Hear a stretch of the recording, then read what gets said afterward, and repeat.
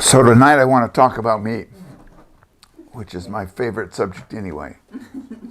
This is my natal chart, as many of you are familiar with. To summarize the high points of this chart, there is a stellium with the Sun, Saturn, and Pluto, which is a once every 34 years thing, and only once is going to happen in a long time in Leo. It was the beginning of the Cold War and the partition of all these countries, Israel and Palestine, India and Pakistan, mainland China and Taiwan. All these different places got, the Iron Curtain, all these polarities in terms of international politics. It was the beginning of the Cold War. Now, there have only been two of these conjunctions between Saturn and Pluto in my lifetime. The second one was in about 1981, which was the end of the Cold War and the beginning of the collapse of the Soviet Union and the beginning of the war on terrorism, and the Reagan era moved toward the right.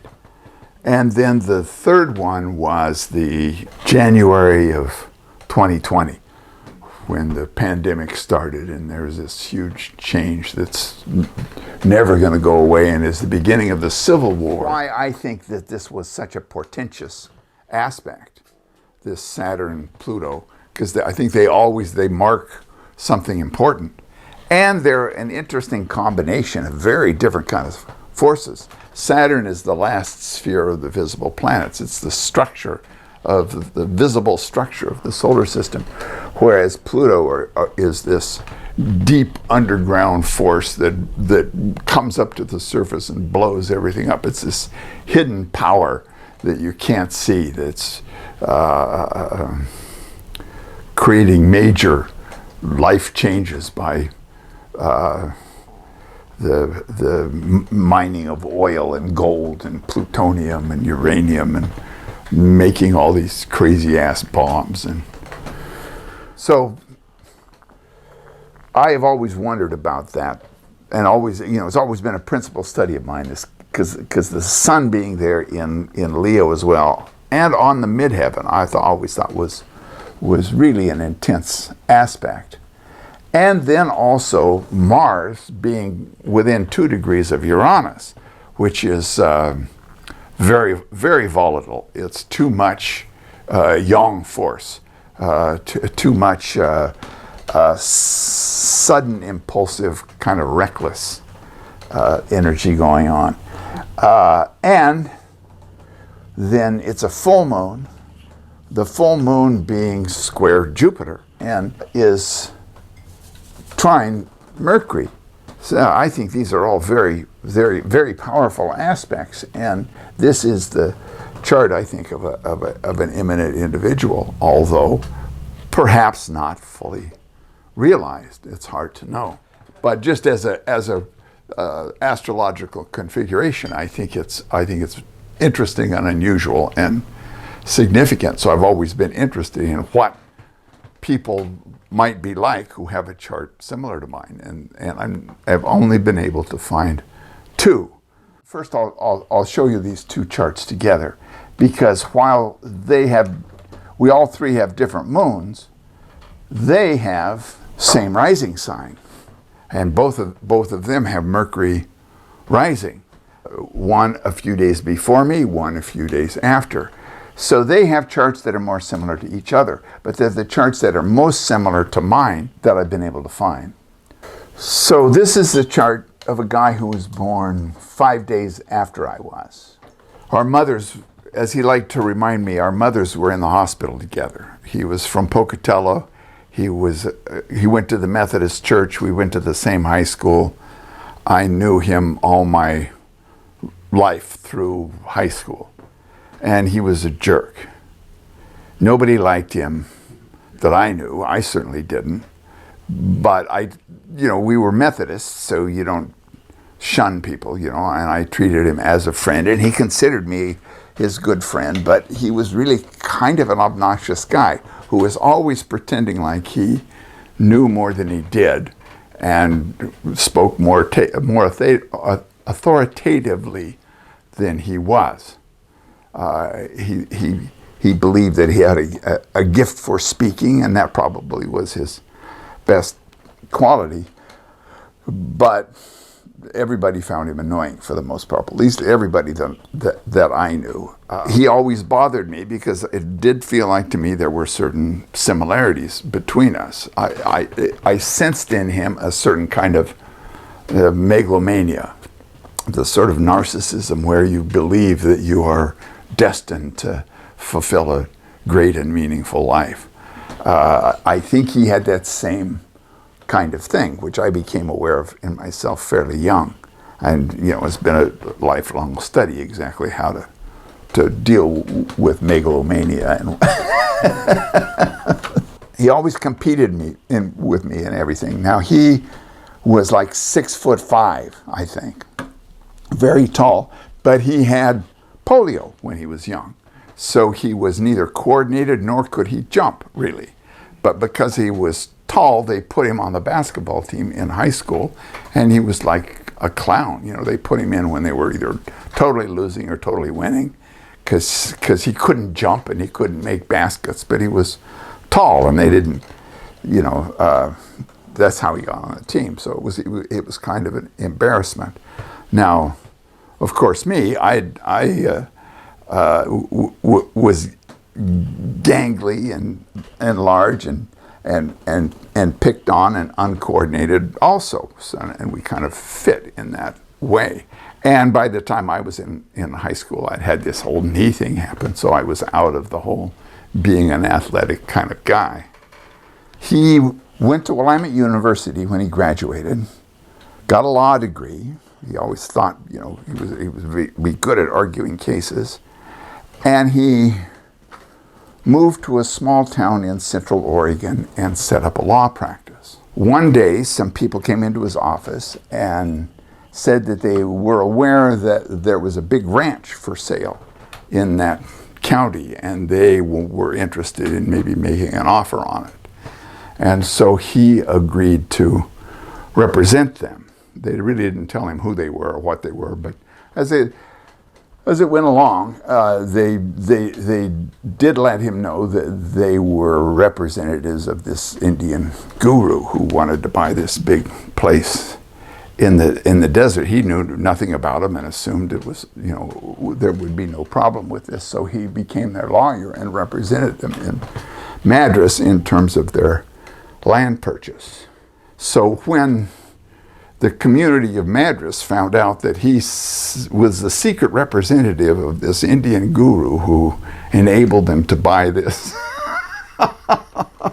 ranch in Central Oregon, his legal practice was over. It was done. Nobody in Madras would ever come to him again. And apparently, in fact, this is public record. I Googled him. And I ran into him actually as Sheila's lawyer.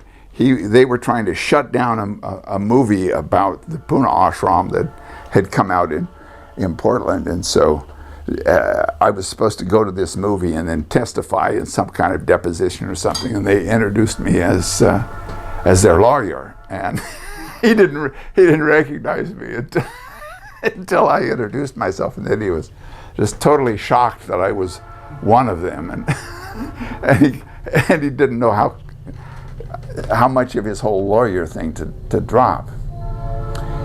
Anyway, when you Google him and you get his record, what happened was that he went into a very bad spiral. He was divorced by his wife. He was sued by the Rajneesh Corporation. He was sued by some other person or business that he had represented and had done something funny with their money, something like that. And he lost his law license. He lost his wife. He lost his family, and he was hounded out of the community that he had tried to establish himself in. And I think now he he sells wine or something like that. I don't think he's ever recovered socially or financially from that. So to me, it's interesting that he had, massive weird money troubles as a result of this business with this weird cult, and he has this Mars-Uranus conjunction in the 12th house, which is the house of personal enemies. But he has the sun trine the moon on the midheaven, and it's a lunar chart, and Saturn then is in its own place, but with Pluto, so it's really an unknown factor. But I do think with a chart like that, all that stuff in the second house, there's going to be something fairly peculiar happen with money. So this is the other chart, and this is the chart of Arnold Schwarzenegger, which is so much like my friend's chart that it's really uncanny, and their lives couldn't be more opposite. I always thought Arnold Schwarzenegger was kind of a bizarre clown who really rose quickly and surprisingly and moved up in the estimation of the world in kind of ways that were surprising and fascinating. So the reason I got onto this is that there's a new documentary on Netflix, 3 hours on Arnold Schwarzenegger, and it goes through his whole life. And there are so many interesting parallels or resonances that I got interested in, again, because I was aware that he was born close to me. And so I was kind of curious in terms of the events of his life and the timing. The big difference is of course, the rising sign. And he has Mercury exactly rising, exactly trine Jupiter, which is the exaltation lord of Cancer, as well as Venus still in Cancer. Now, it is interesting that he has this triad in the second house. He was very, very good with money. Before he ever had a hit movie, just from working as a bodybuilder and winning bodybuilder competitions, he became a millionaire because he knew how to, he learned how to invest money. And he's worth, estimates between 200 and a billion. Yeah, there are some estimates that high, but then he got divorced, of course. And now he apparently had a child when he was married with another woman, and his wife and the other woman were pregnant at the same time, and he kept this child secret for at least 10 years. And I had a very, very similar thing happen, which I find interesting. When he was 5, he saw a movie about Hercules. He was living in rural Austria. His father was a literal Nazi. He had been an MP, military police, in the German army when they invaded Poland and probably did all kinds of atrocities. And when he came back, of course, the defeated army of a warrior nation, he became the chief of police of the county that Schwarzenegger grew up in. And he was a Nazi, not only in spirit and literally, just in terms of how he treated his children. He was just brutal. He beat them all the time and never, always favored Arnold's brother over him. And this was like rural Austria, which is a defeated country after World War II. And Arnold saw this movie Hercules, and he set a vision. He had a vision, really, of becoming a bodybuilder, and then getting into movies, and then running for office and becoming an American. He fantasized that his father maybe was an American GI and not his real father. He had this whole thing about America from the beginning. And he's on tape when he's about 16 going over this vision. And he did it. he did it in a very odd and surprising way, including just holding on to your vision and keep going regardless of any obstacles. And, like divine help, right place, right time, right people. So he couldn't be more opposite to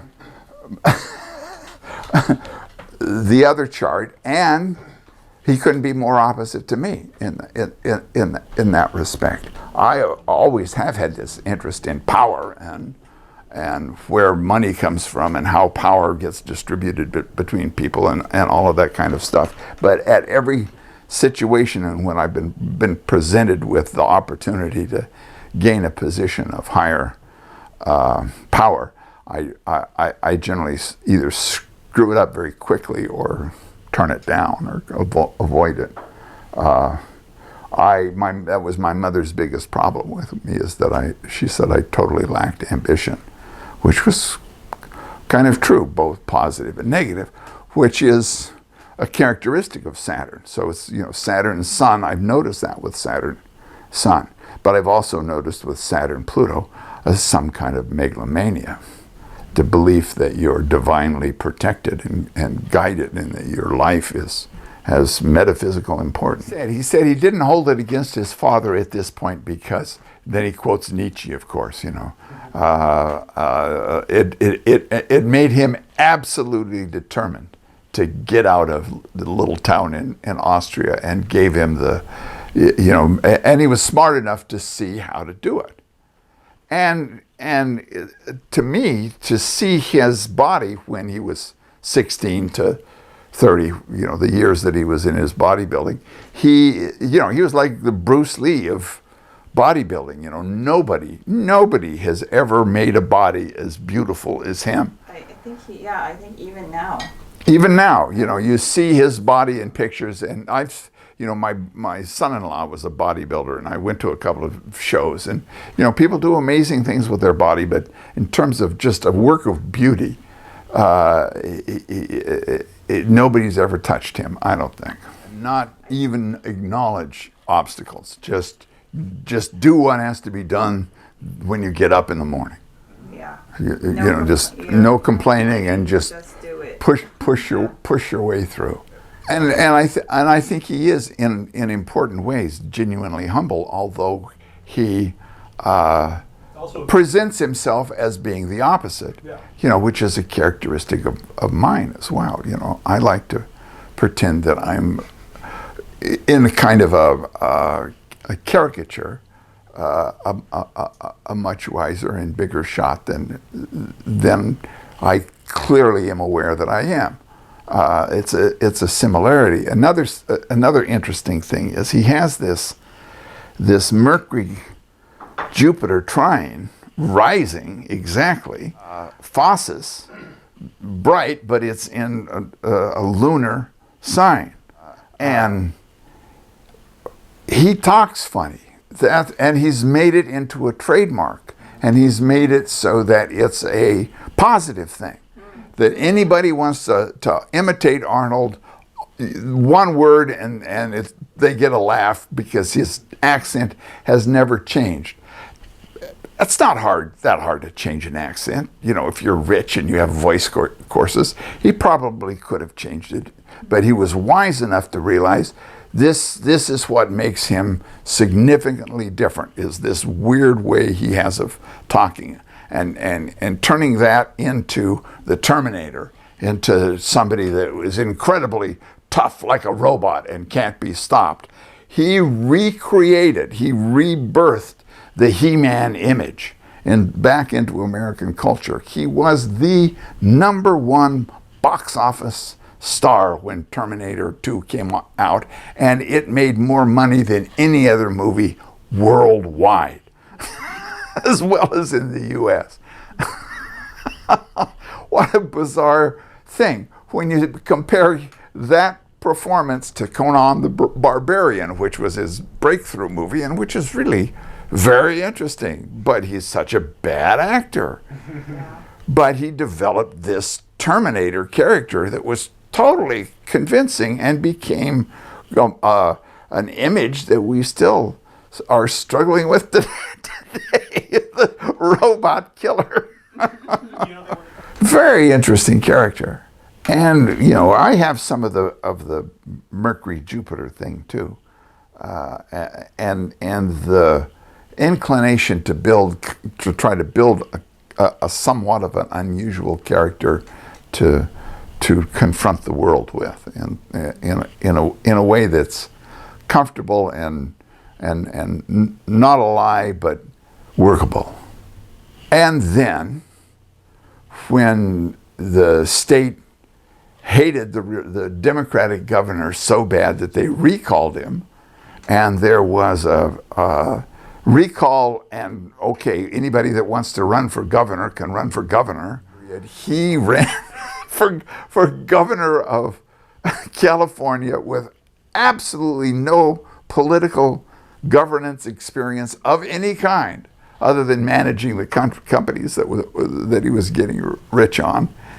And because of his name recognition and his ability to schmooze with people and be a good guy and a reasonable seeming person, he became governor of California. Didn't it help that he was part of the Kennedy family too? Well, yeah, that he was married. Yeah, absolutely. Yeah, that won over a lot of Democrats. And also the fact that he met her. You know, she was a Kennedy and he was an Austrian immigrant. And he met her and charmed her into marrying him, even though she was a Democrat and a Kennedy. And then he fucked it up. When Arnold ran for governor, you know, they dug up all this stuff in the 70s, pictures of him smoking pot and grabbing women. and he's made like fairly heavy-duty apologies for kind of who he was and how he lived back then. What does astrology have to say about charts that are very similar but whose... Well, that's been one of the questions of astrology always, is twin charts. Like Monica and Kirsten. They have almost identical charts, like the rising sign is a degree or two different. And they are such different people and live such different lives. And there are similarities about them. My point here is that it is so difficult for me anyway, and there may be astrologers that could work with these two charts and come out with what these two people are like. But for me, I couldn't predict either way. You know, I know these charts are similar to mine, but to say, oh, they're going to be like me, no, they're not at all. Neither one of them are anything like me. But there are resonances, there are certain similarities there. And I could not have predicted that someone with a chart like this would necessarily be like him. But it fits. The chart, to me, fits in a way that's more than what do they call it, confirmation bias. Likewise, lives, you know. I've had some falls, I've had some disasters, and I've bounced back up. Schwarzenegger, you know, he's gone in this incredible trajectory. And it's only after he left the governorship that he got into much trouble over his marriage. But still, you know, he did the same thing as I did. He had like joint custody, and they did all the holidays together, and they actually work out a fairly good system for dealing with their kids. But he always cast himself as a outsider, a rebel, a foreigner, a little bit dangerous, but really a good guy at heart. So there's that same Mars-Uranus impulsive heresy kind of thing, you know, presenting oneself as an outsider and heretic. He had a heart problem from the beginning, you know, which is interesting with all that stuff in Leo, that he was born with some kind of weird valve. So he's had open heart surgery about 3 times. But he's still, you know, 20 times tougher than I am in terms of, you know, lifting weights and running around and shit. When he was young, I mean, he didn't know he had any kind of heart thing. He had amazing physical ability. You know, he had that big Teutonic body from the beginning.